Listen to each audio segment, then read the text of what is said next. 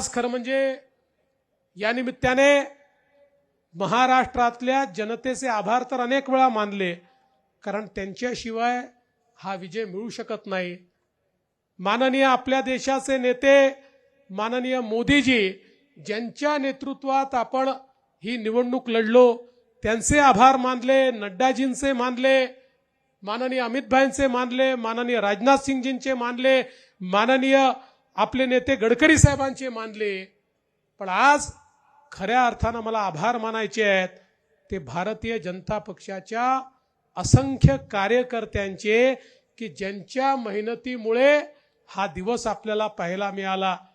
यातले हजारो कार्यकर्ते असे आहेत की ज्यांना जीवनात काहीही मिळणार नाही, त्यांनी काहीही अपेक्षा केली नाही, त्यांच्या जीवनामध्ये कोणतंही परिवर्तन यामुळे होणार नाही, पण ते स्वतःच्या जीवनातल्या परिवर्तनाकरता या ठिकाणी काम करत नाहीत, तर सामान्य माणसाच्या जीवनामध्ये परिवर्तन झालं पाहिजे.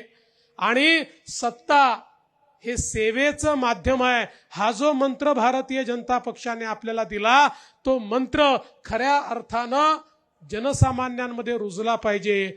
याकरता काम करणाऱ्या त्या असंख्य कार्यकर्त्यांना आज या निमित्ताने साष्टांग दंडवत घालतो, त्यांना या ठिकाणी आज मी प्रणाम करतो.